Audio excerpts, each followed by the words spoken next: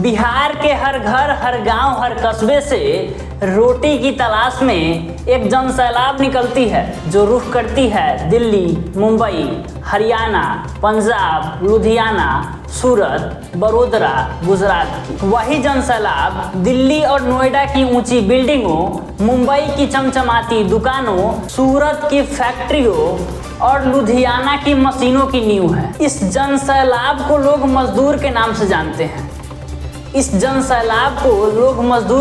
जानते हैं। लेकिन जो नहीं जानते वो है इन मजदूरों का दर्द, इन मजदूरों की पीड़ा, इन मजदूरों की बेबसी, इन मजदूरों का दुख, इन मजदूरों का मजबूरी। ये मजदूर दिल्ली, मुंबई, हरियाणा, पंजाब, चंडीगढ़, लुधियाना, सूरत, बड़ोदरा जैसे ना जाने कई बड़ी बड़ी शहरों के अर्थव्यवस्था को थामे हुए हैं, लेकिन अपने लिए 2 वक्त की रोटी से अधिक कुछ कर नहीं पाते हैं। ये मजदूर खून पसीना से अपनों की तरह जिन शहरों का बोझ उठाए हैं, वही शहर इनको बेगाना कहता है। उन्हीं शहरों में इनको डर डर के जीना पड़ता है।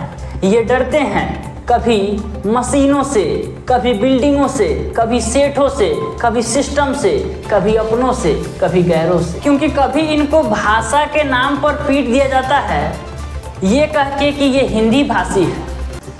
कभी इनको ये कह के पीट दिया जाता है कि बिहारी है, बिहारी मतलब गंवार। कभी इनको झूठे मुकदमों में फंसा दिया जाता है, तो कभी इनको 2 वक्त की रोटी के लिए मुहताज कर दिया जाता है। कभी इन पर छत गिर जाती है, कभी ये मशीनों से कुचले जाते हैं, कभी ये जहरीली गैसों के शिकार हो जाते हैं, तो कभी धधकती आग की। कभी ये मर के जी जाते हैं, तो रोज घुट घुट के मरते हैं। इन्हें बिहार से बाहर जानवर तो नहीं समझा जाता है, लेकिन इंसान भी नहीं समझा जाता है। जिन शहरों की दारोमदार ये अपने कंधे पर थामे हुए हैं, उन्हीं शहरों के लोग उनसे दूरी बनाते हैं। जिन धन्ना सेठों के फैक्ट्रियों का ठेका इन्होंने ले रखा है, जो उसके विकास के लिए काम कर रहे हैं, वो धन्ना सेठ उनको सस्ता गधा समझता है। अरे साहब, वो सस्ता गधा नहीं है, वो आपके लिए ठंड में ठिठुरता है, गर्मियों में धधकता है, बरसात में कीचड़ में लौट जाता है। चाहे आए कोई बीमारी या आए कोई आपदा, उसको फर्क नहीं पड़ता। वो रोज आपके फैक्ट्री, आपके प्रतिष्ठान, आपके दुकान के उत्थान के लिए हाजिर रहता है। वो कोई और नहीं, वो वही बिहारी मजदूर है जो बिना सुरक्षा के 20 मंजिले इमारतों पर चढ़ जाता है, जो आपके फैक्ट्रियों के राम भरोसे चलने वाले मशीनों पर काम करता है, जिसमें कई बार दुर्घटनाओं में वो मारे भी जाते हैं, लेकिन फिर भी आप उनको गाली के रूप में बिहारी कहकर संबोधित करते हैं। ये हमें शर्मिंदा करता है साहब। शर्मिंदा इसलिए करता है कि हम बिहारी मजदूर, जिनके लिए अपने प्राण तक न्यौछावर कर देते हैं, वो हमारे मरने के बाद हमें गुमनाम कर देते हैं। बिहारी मजदूर जब काम करते हुए दुर्घटनाओं में मारे जाते हैं, तो अखबार में छपता है 4 बिहारियों की मौत। अरे साहब, मरने के बाद कुछ और ना दो तो कम से कम हमारे बिहारी मजदूरों का वो नाम तो लौटा दो, ताकि ये सिस्टम जान सके कि मरा कौन है, ताकि वो नेता जो चुनावी सभाओं में जातीय जुमला ढा रहा था, वो ये जान सके कि मरने वाला किस जाति का था। ये सिर्फ मजदूर नहीं हैं, ये वे लोग हैं जिनकी मेहनत के बदौलत ही आज हमारे देश की अर्थव्यवस्था खड़ी है। जब इनका खून निकलता है तो वो सिर्फ बहता नहीं है, वो इस सिस्टम की नींव में जाके जमा हो जाता है। और फिर से जब किसी बिहारी का शोषण होता है, तो वो खून कहता है कि साहब, इस अर्थव्यवस्था में हमारी भी हिस्सेदारी है। ये खून इन धन्ना सेठों को ये इस बात को याद दिलाता है कि साहब, आपके अमीरी का कारण हमारा खून और पसीना है। सिस्टम की नींव में जमा हुआ वो खून चीख चीख के कह रहा है कि साहब, हम तो मर के मोक्ष पा लिए। लेकिन फिर से ये ध्यान रखिएगा कि फिर किसी दूसरे मजदूर के साथ ये ना हो। लेकिन ये सिस्टम अपने कान में तेल डालकर बैठा है, बहरा हो गया सिस्टम और मैनेजमेंट। हाँ, बार बार हो रही मौतें इस बात की प्रमाण दे रही है, इस बात को बयां कर रही है कि सिस्टम लाचार है सिस्टम, निकम्मा है सिस्टम, बहरा है, लंगड़ा है, अंधा है और गूंगा भी है।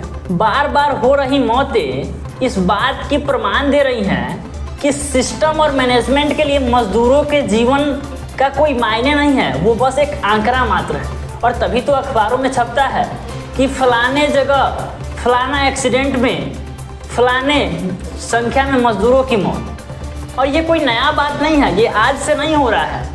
2023 में लुधियाना में फैक्ट्री में गैस रिसाव होता है जिसमें कुछ मजदूर मरते हैं, जिसमें बिहारी भी होते हैं। 2022 में सिकंदराबाद तेलंगाना में फैक्ट्री में विस्फोट होता है जिसमें मजदूर मरते हैं। 2020 में गुजरात की फार्मा फैक्ट्री में धमाका होता है जिसमें मजदूर मरते हैं। 2019 में महाराष्ट्र के पटाखा फैक्ट्री में धमाका होता है जिसमें मजदूर मरते हैं।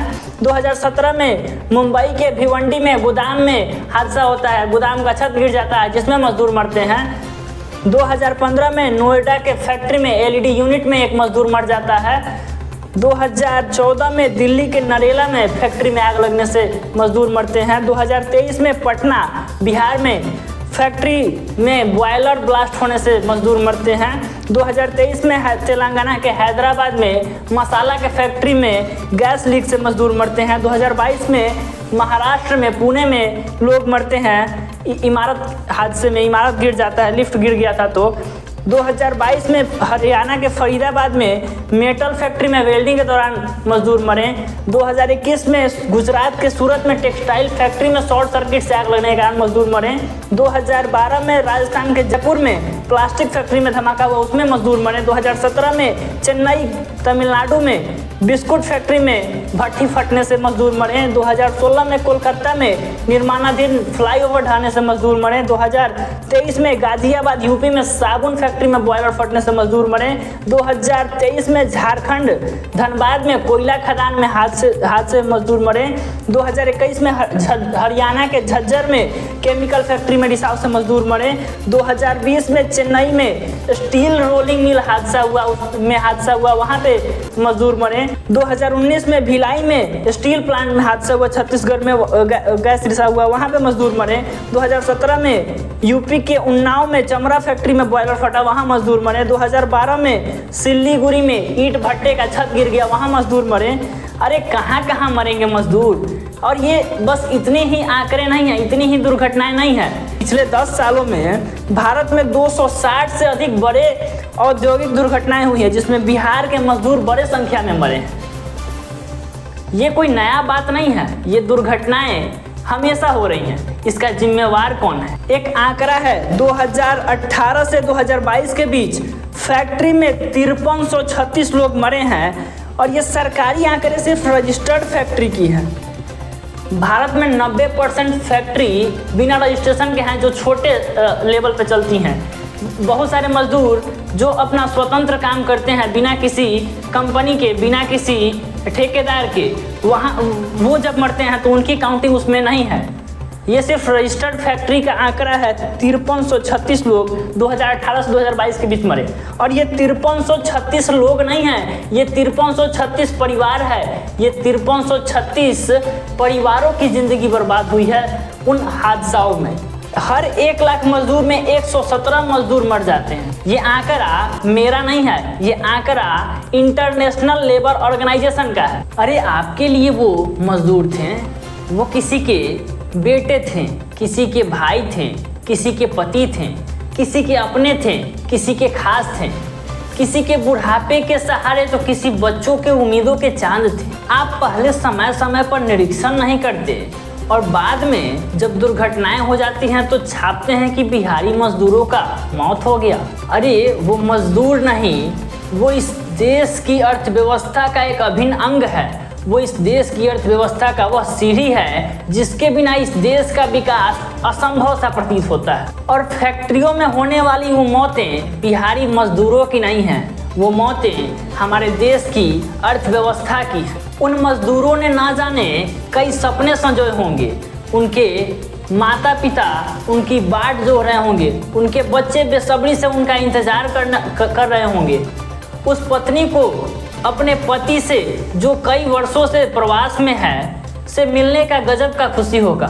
लेकिन अफसोस इन तमाम सपनों और खुशियों में आग तब लग जाता है जब वो माँ, वो बाप, वो बच्चे, वो पत्नी, वो भाई अपने प्रियतम का अधजला और चिथड़ों में बटा हुआ लाश देखता है। वो चिथड़ों में बटा हुआ लाश नहीं है, ये उन अपूर्ण सपनों का टीला है जो उस मजदूर के परिवार वालों ने ना जाने कई वर्षों से संजो कर रखे होंगे। लेकिन अफसोस इस बात का है कि ये अपूर्ण सपने अब कभी पूरे नहीं होंगे। नेताजी, मंत्री जी, विधायक जी, अधिकारी महोदय और धन्ना सेठ, एक बार आप इस बात को अपने ऊपर लेके सोचिए ना कि जब आपके अधजले चिथड़ों में बंटे लाश को आपके प्रियतम को ले जाके दिया जाएगा तो उनको क्या पीड़ा होगी, उनको कितना दुख होगा। जो पीड़ा, जो दुख आपके परिवार वालों को होगा, वही पीड़ा, इनफैक्ट उससे कहीं अधिक पीड़ा उस मजदूर के परिवार को होता है, उस मजदूर के चाहने वालों को होता है। बिहारियों को सिर्फ वोटर और मजदूर समझने वाले नेताजी, क्या आपका बच्चा 300 फीट की ऊंचाई पर झूले में झूलकर ईंट पकड़ाएगा? क्या बिना किसी सुरक्षा उपकरण के 12 घंटे सीवर में घुसेगा? क्या तपते बॉयलर के पास खड़ा होकर मेटल पिघलाएगा आपका बच्चा? नहीं ना।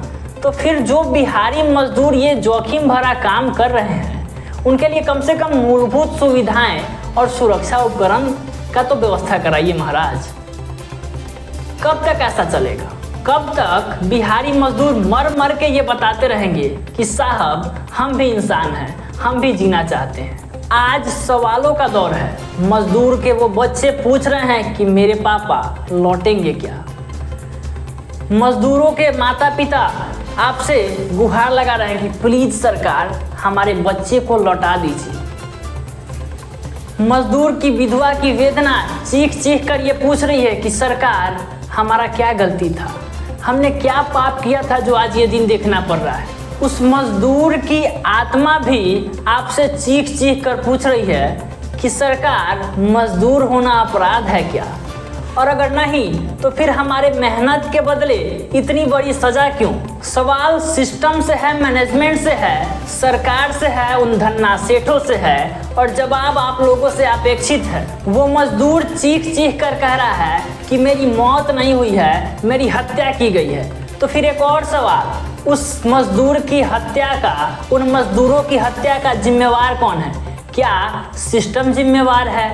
क्या सरकार जिम्मेवार है? क्या प्रशासन जिम्मेवार है? या वो धन्ना सेठ जिम्मेवार है? या फिर उस मजदूर की ही गलती थी कि 2 वक्त की रोटी कमाने के लिए वो उन धन्ना सेठों के चरणों में गया था? कोई तो जवाब दो।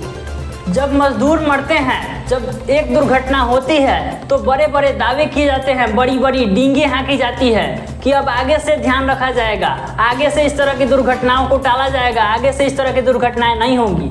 लेकिन अफसोस इस बात की है कि एक आग बुझती नहीं है कि दूसरी आग धधक उठती है। मजदूरों को मरने के बाद सरकारों के द्वारा जो 2 लाख और 5 लाख का चेक दिया जाता है, उससे उस मजदूर के परिवार का कल्याण नहीं होगा। इस पर सरकार को सोचना चाहिए। सरकार को इसके विषय में कोई ऐसी योजना लानी चाहिए जिसमें उस मजदूर के बच्चे, उस मजदूर के परिवार की भलाई हो सके। इसके लिए सरकार को उन मजदूर के बच्चों के शिक्षा के लिए उचित कदम उठाए जाने चाहिए। मजदूरों के बच्चे को निःशुल्क अच्छी शिक्षा का इंतजाम सरकार के द्वारा करनी चाहिए। इसके साथ ही उस परिवार को न्यूनतम गुजारा भत्ता हर महीने देना चाहिए। अगर बच्चे वयस्क हैं तो उनके बच्चे को सरकारी नौकरी दिया जाए, और अगर बच्चे वयस्क नहीं हैं तो वयस्क होने पर ऐसा पहल किया जाए। तब जाकर कहीं ना कहीं उन मजदूर के परिवारों का भलाई होगा। वो 2 लाख और 5 लाख रुपये से उस मजदूर के परिवार का भलाई नहीं होगा। वो मजदूर तो बेचारा चल बसा, वो मजदूर 10-20 हज़ार रुपये कमाता था, उससे वो अपना परिवार चलाता था। लेकिन अब जब उसके बच्चे छोटे हैं, जब उसकी पत्नी कुछ कर नहीं सकती, तो फिर ऐसे में सरकार को ही उन परिवारों का सहारा बनना होगा। इसके विषय में सोचना होगा, सरकार आपको सोचना होगा। और जब ऐसा होगा तब जाकर उस मजदूर के आत्मा को शांति मिलेगी। अब फिर से सवालों की एक कड़ी। क्या किसी धन्ना सेठ ने पूछा कि जिसने मेरे व्यापार में कंधा लगाया वो मजदूर कहाँ चला गया? क्या किसी नेता ने पूछा कि जो मजदूर एक इलेक्शन में वोट देने के बाद जाने के बाद फिर अगले इलेक्शन में वोट देने आता था, वो इस बार के इलेक्शन में वोट देने क्यों नहीं आया? क्या उस नेता ने सोचा कि जो मजदूर उसको वोट देता है वो क्यों बिना पहचान के ही मर जाता है फैक्ट्रियों में? क्या किसी दीवार ने पूछा कि जिस मजदूर ने उस दीवार को खड़ा किया वो कहाँ चला गया? न जाने कितनी बार आग लगी फैक्ट्रियों में, लेकिन क्या कभी किसी ने पूछा कि अंदर कौन था, कहाँ घर था उसका? क्या उसके परिवार वालों को सूचना दी गई क्या? जब सब छोड़कर मजदूर चला जाता है तो शहर सूना क्यों लगता है? और जब वो लौट के ना आए तो एक फोटो तक उसका कोई क्यों नहीं छापता है? क्या मजदूरी का मतलब सिर्फ मौत है? क्या मजदूर होना गुनाह है या बिहारी होना ही गुनाह है? क्या मजदूरी के लिए निकला हर इंसान लाश बनकर ही लौटेगा क्या?